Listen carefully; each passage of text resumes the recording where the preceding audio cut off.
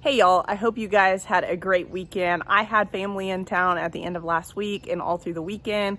So now is the time to get some stuff done outside. It's pretty hot and humid outside today, but we're gonna knock some stuff out. A couple things on the list are I need to get some indoor plants repotted.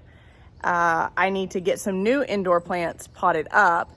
And then I would like to dig up the allium bulbs that are in the back by the raised bed area. I really want to save those, and so we'll try to dig them up. There's going to be something going there, and it will probably be either I might landscape it, might put some espalier trees there, or I might put 2 more raised beds, but I'll show you guys that here in a minute. But I want to get the alliums dug up because I want to get them out of the ground. I want to dry them out, and then I want to get them stored. And then I do need to do some weeding. I don't know if I will get to that. And then I want to show you guys some poppies that have come up in the back that were a pleasant surprise to me. They're this beautiful salmon pink color, so I'll be saving the seeds for those for next year. I've been saving seeds to anything that I like that has pretty much self-seeded or was planted previously in this backyard. And so I'll get those cut, I'll get those dried, and I'll get them all packaged up. At some point I will show you guys how I package the seeds that I harvest from back here. But for this video, I just want to show you guys those 3 or 4 things. So let's just go ahead and get started. So these are the 2 houseplants that I've had for a very long time. They've probably been in these containers for roughly 3 years. I've really needed to repot them for quite some time. I bet you this one is so root bound that I might have to break that pot to get it out. We will see. But I need to get these upsized in pots. And then I got these guys today. These are all Rex begonias. I don't know exactly what variety, but they're a fairly common variety that you could find probably most likely at your local nursery in the houseplant section. I found these guys at our local nursery called TLC up off Memorial. And I will be upsizing those in pots as well, so I don't have to do it for quite some time. So I start with a container like this. I keep all of my containers from the plants that I purchase to either grow seedlings or start seeds or upsize houseplant pots. So this is obviously a pretty large pot, but what I'll do is I'll take it and I'll cut the rim off of it like that. These pots are super flexible plastic, so they will kind of mold to whatever container that you want to put them in inside. I don't pot up my indoor plants in any sort of terracotta pots. I always have them, my indoor plants, in some sort of container like this, and then I will have a saucer at the bottom, and then the saucer and this slip down in whatever container that I want these plants to go in. So this will be a pretty simple task. Get these 2 upsized, these upsized as well. And I won't be adding any plant tone to these because I do not add plant tone to my indoor plants because it's stinky, it has some manure in it, and I don't want our house to smell like that. So I use a water soluble, like a Miracle Grow water soluble indoor houseplant fertilizer. And something else about Rex begonias are they're so great because they can take some neglect. Like you can see this guy right here, he's pretty wilty. I haven't watered it in probably 2 weeks, and you can see that the soil isn't great, and it's been in its nursery container since I purchased it. So they can take some neglect, and they do flower. And I know a lot of people like orchids, and while I do like orchids and I think they're beautiful, they can be kind of finicky, and they're great because the blooms last forever, but they're also bad in the fact that it takes quite a while for those guys to rebloom. So if you struggle with houseplants, try some Rex begonias because they're so simple, they're so easy, they can take some neglect, they can take some drying out, and they can bounce right back. So let's just go ahead and get these guys upsized in pots, and then we'll go from there.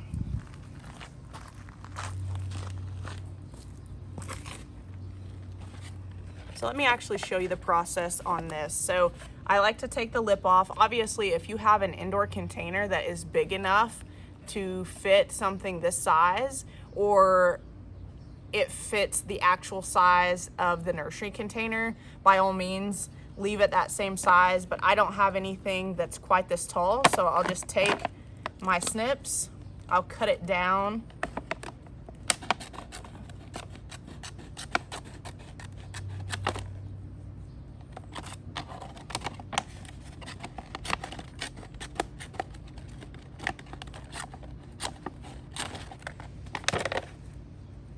Velcros are so sticky.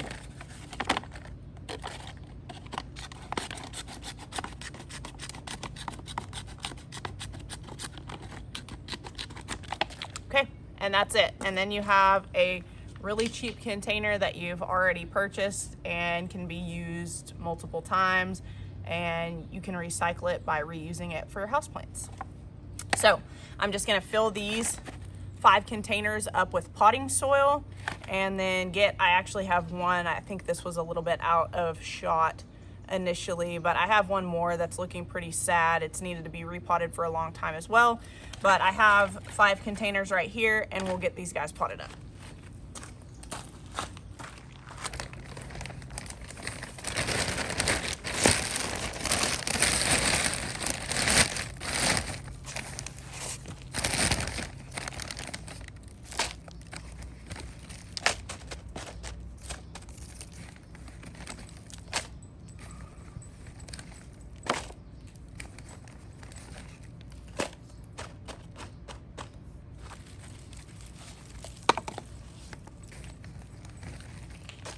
So you can see how dry this is. I mean, it's crazy dry and it's droopy. I'll water this after I replant this, and in a couple hours it'll be perked right back up.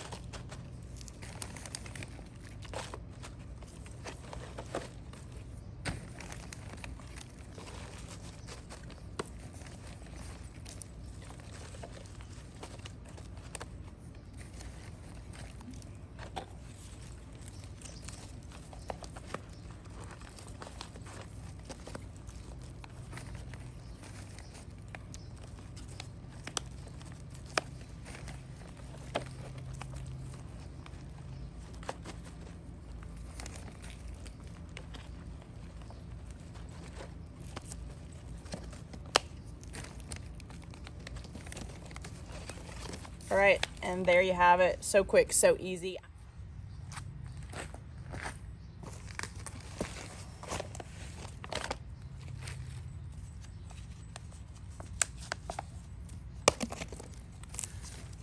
So when I stopped by the nursery today, I thought the leaves on this were so pretty. I love the polka dots there on the edges with the silvery bluish leaf.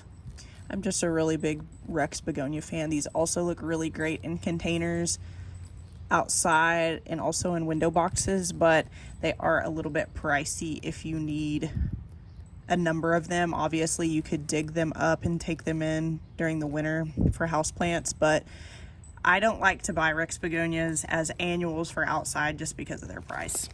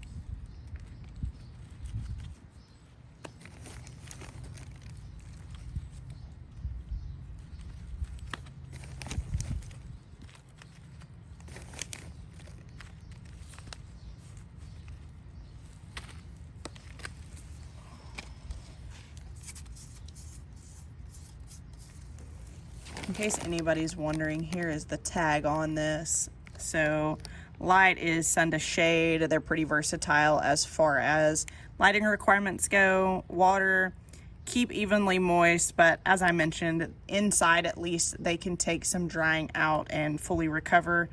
And then roughly 6 to 12 inches high and 8 to 12 inches wide. Rex begonias will get pretty long and leggy inside if you let them. I just let them go crazy and go wild and kind of do what they want. But you can obviously prune them back to whatever shape you would like.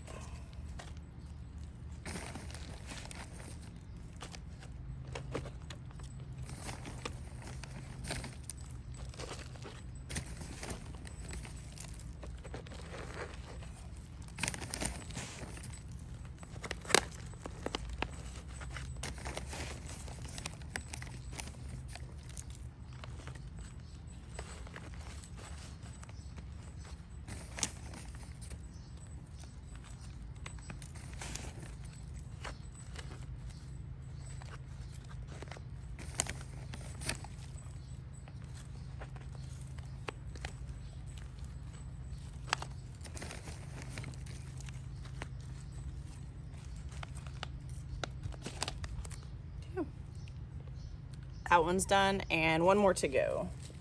This is the one we'll see if we can get out. It's been in this container for a really long time. I'm sure it's pretty root bound. Oh. Wow, I'm shocked. Okay, so this is a pretty healthy plant, and it has been in this container for roughly 3 years. You can see that it's really not that root bound, actually. So this should do well going up in size in pots.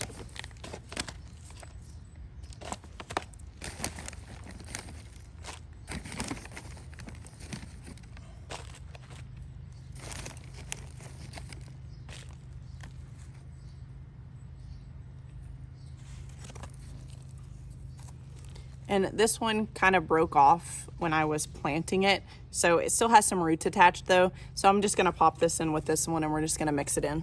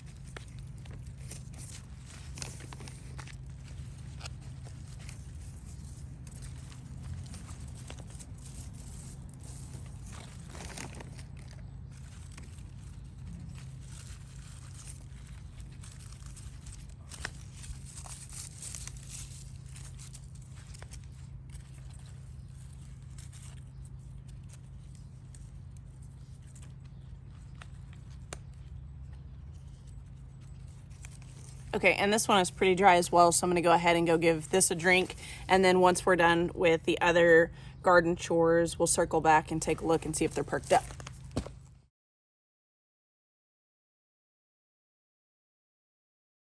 Okay, first item checked off the list. Let's go in the back and take a look at the alliums that I want to dig up, and then the poppies that I want to save the seeds for. This is it. Is this not, let me move out of the sun. Is this not like the prettiest?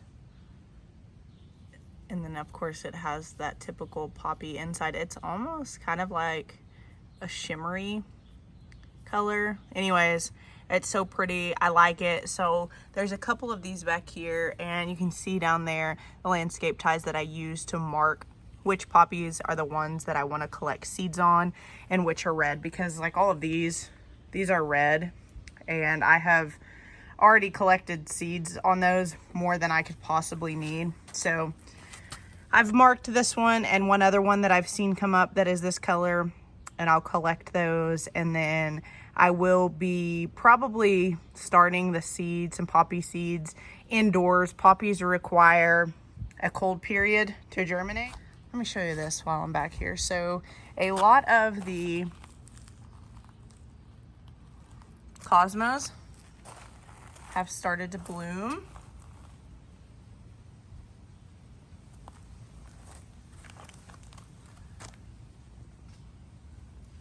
This is apricota. See if I can get it to focus. There we go. It's apricota. It's really pretty. You've got some whites. These are supposed to be fizzy white cosmos, which are supposed to be a double, but they are not. So we'll give them a little bit more time and see what they produce. This is the apricota lemonade. It's kind of got that pink throat with the tannish cream edges with a very white center. It's really, really pretty. The production on it is okay. You can see like how much better the production is on this variety over here. And then these are supposed to be the Bonbon Cosmos, which are also white. Those have not produced any blooms yet. And then let me take you over here. I do have some rogue stuff. Obviously, I was a little bit messy when I was seeding. And there are some rogue zinnias. There's one right there and one right there. And the same for the cosmos. I have a couple that are self-seeded. So this variety, which is just a cut and come again zinnia, it was a really cheap seed that I actually found on Amazon and just kind of scattered it everywhere. It's massive. I mean, it's huge. And then the specialized varieties are obviously quite a bit smaller and a little bit behind. I will probably, depending on how these blooms look, these are probably like 2 foot tall. I probably will order those again just because they obviously produce really, really well. But here are the more specialized variety. These are giant purple back here. These over here are the cactus mix. And then these right here in this quadrant are the cupcake pink mix. And these cut and come agains, like I said, that's just what they were labeled in the package. There were a ton of seeds. You can see we've got like a little bit of grasshopper damage or something going on there.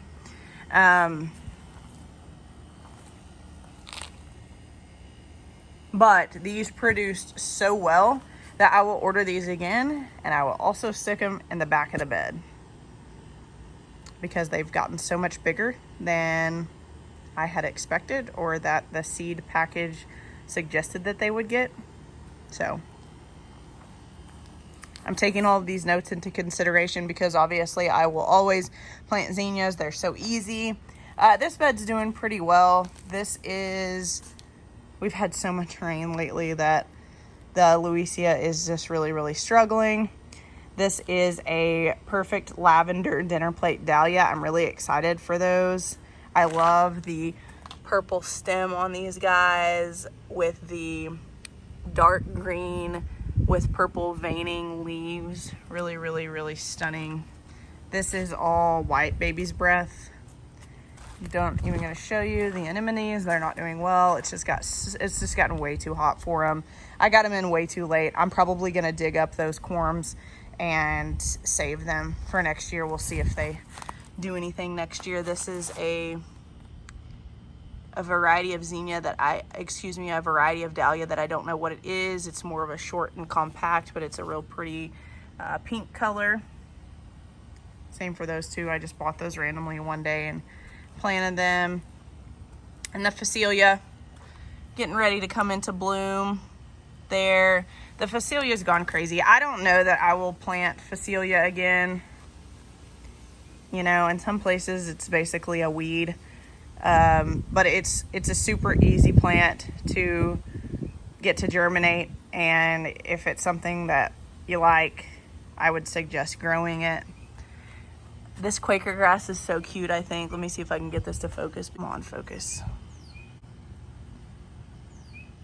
There we go. So these are the little tiny dainty seed pods. I grew these because I thought that they would look really good in cut flower arrangements. This row right here, I germinated indoors. In the second row right here, I direct seeded outside. Then we have some dianthus over there. But overall, everything's doing really well. I need to weed in this area so bad. I just have so much weeding to do that it's almost a daunting task at this point. I've just kind of let it get a little bit out of control. The hanging baskets are doing well. I still haven't gotten the gravel that I need to get for back here, but so far, these baskets get direct afternoon sun, the hottest heat of the day, for a long time. So right now it's probably like, gosh, I don't even know what time it is, 1:30, and it's shaded right now, but the sun that they do get is full-blown hot afternoon sun, and this is how they have done. And we don't even have them hooked up to our drip irrigation yet. I've watered them maybe a handful of times at this point, but we've just gotten so much rain lately that they've done really, really well. So I expect them to hold up pretty well for the summer. You can see that the Dichondra Silver Falls is already getting super long, and it will most definitely be to the ground by the end of the summer. So that is the scoop back here. Let's just go ahead and get my camera set up. I have my shovel out here.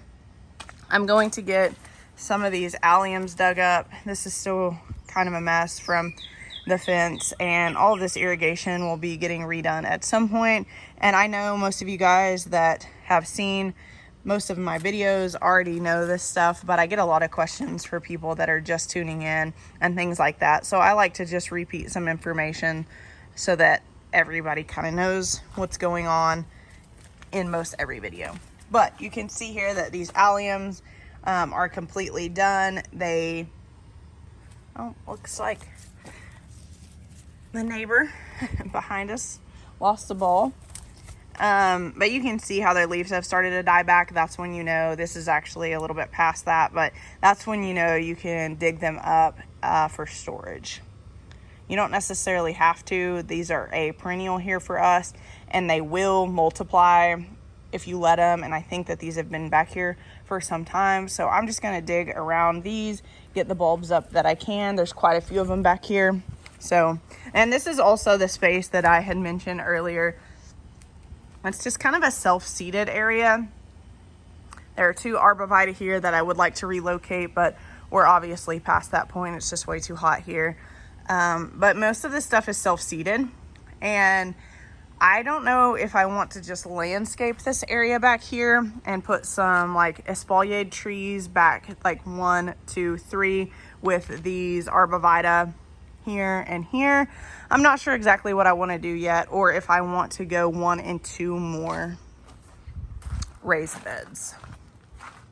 I just haven't quite decided. We do have gas lines that run all along that back fence, so that is a consideration as far as landscaping goes. I don't really want to hit anything. It would be kind of nice to just put some raised beds on top of everything back there and then just worry about moving the arborvitae. But I'm taking the summer to think about that. I'm trying to manage these beds that we have right now and see if I think that these 6 beds that we have back here are enough, or if I want more. But anyways, let's just go ahead and get started digging these alliums, and we'll go from there.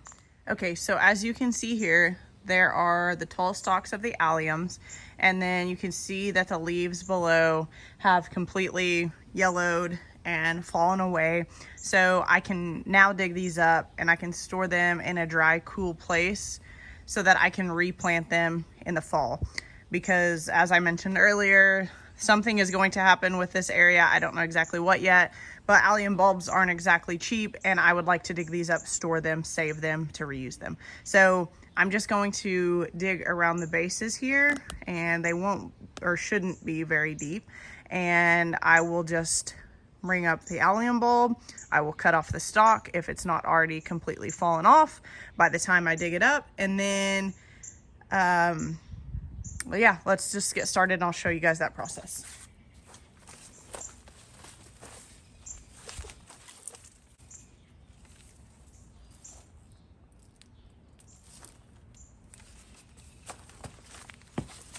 And for those of you that don't know, this is what an allium bulb looks like. Looks like it was starting to form a little baby there, which these guys will multiply. So that is what an allium bulb looks like. I will allow this to dry out. I will cut off the stalk here, and we'll reuse them next fall.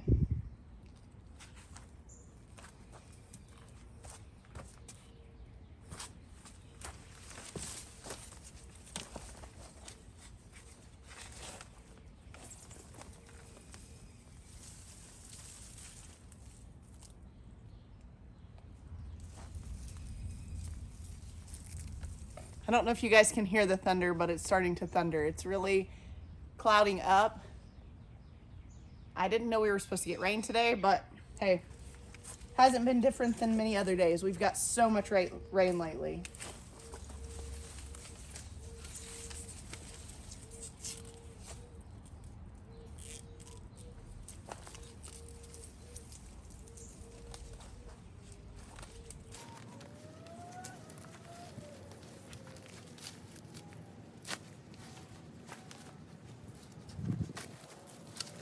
What I'm doing here is I'm literally just taking my shovel and digging up 3 to 4 inches away from the stem, and then just kind of prying the soil loose and then grabbing the stem and pulling it up without pulling too hard. I don't want to pull, I don't want to rip or anything like that. But once you've kind of pried up the soil, the bulbs come up pretty easy. Their root system isn't extensive.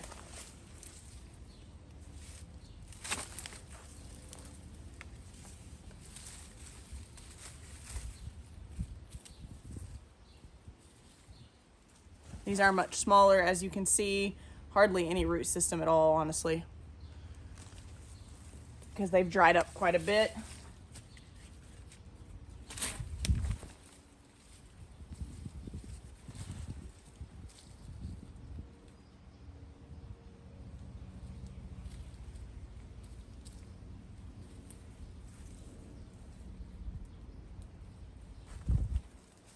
And so when I pulled on this one, nothing came up with it because the stem right here had already started to dry up and disconnect itself from the bulb. So I dug around to find the bulb.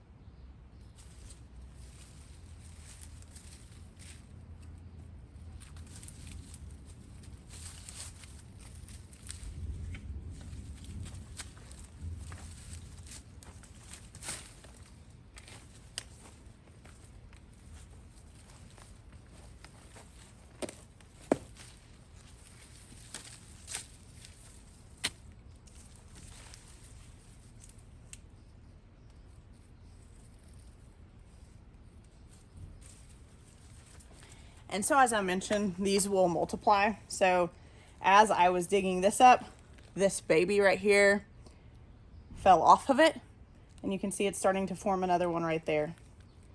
Let me get this worm out of here.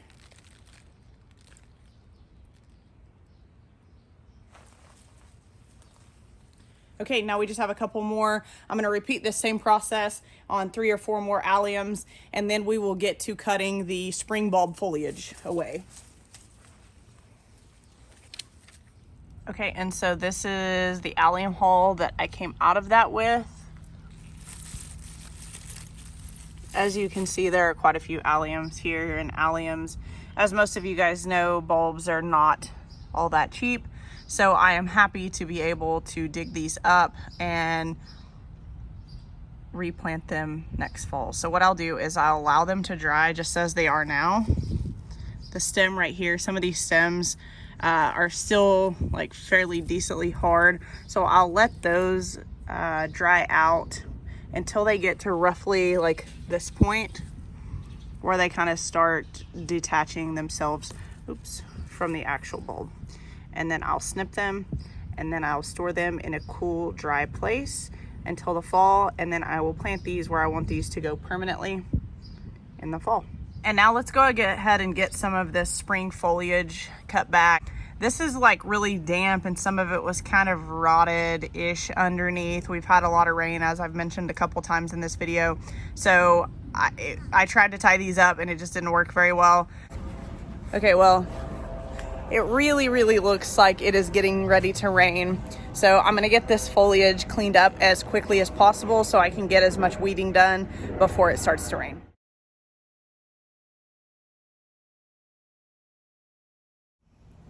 Okay, well, I think that is all that I have for you guys today. It is getting ready to rain. I can feel the sprinkles right now. So I'm gonna get all my stuff put up, and then I'm gonna get the alliums laid out to dry. I'm gonna get the indoor plants inside.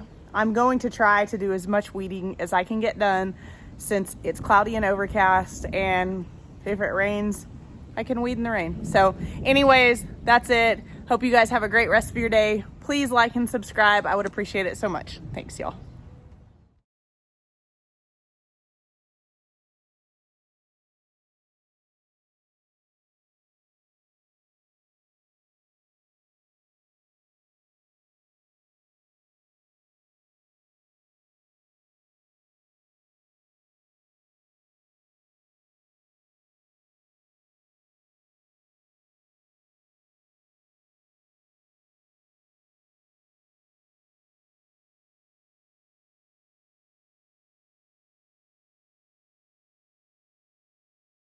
It's starting to rain pretty good, but I'm gonna go ahead and keep going at this point.